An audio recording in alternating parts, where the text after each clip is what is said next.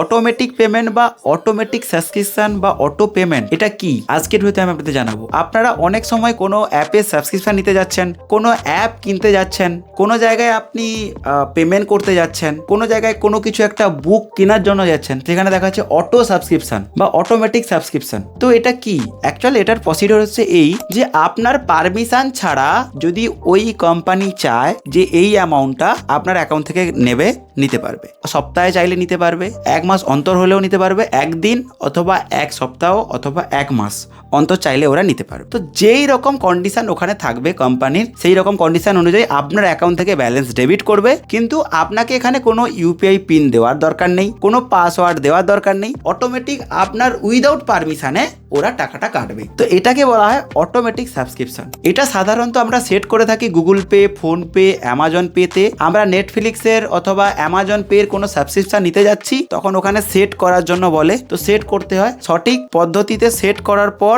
ওটাকে আমরা আবার চাইলে ক্যান্সেলও করতে পারি, ক্যান্সেলের ভিডিও দেওয়া রয়েছে। সেট করার সময় আপনাকে ইউপিআই পিন দেবে এবং ব্যাংক থেকে কনফার্মেশন মেসেজ ওখানে শো করাবে যখন আপনি ইউপিআই পিন দেবেন যে এটা আপনি সেট করছেন, এত টাকা পর্যন্ত লিমিট রয়েছে আর পার মাসে নেক্সট মাসে এত টাকা করে কাটবে। এই অনুযায়ী আপনাকে টার্মস অ্যান্ড কন্ডিশন অনুযায়ী যদি আপনি পিন দেন, সেই টার্মস অ্যান্ড কন্ডিশন অনুযায়ী ওটা সেট হয়ে গেছে। এবার প্রত্যেক মাসে আপনার টাকাটা কাটতে থাকবে। এই টাকাটা যদি আপনারা কাটানো বন্ধ করতে চান তাহলে ওটা ভিডিও ডেসক্রিপশনে দেওয়া রয়েছে, ওখান থেকে গিয়ে আপনারা দেখতে পারেন। আশা করছি আপনারা সাবস্ক্রিপশনের ব্যাপারে জানতে পেরেছেন যে সাবস্ক্রিপশন কি ওয়েতে কাজ করে।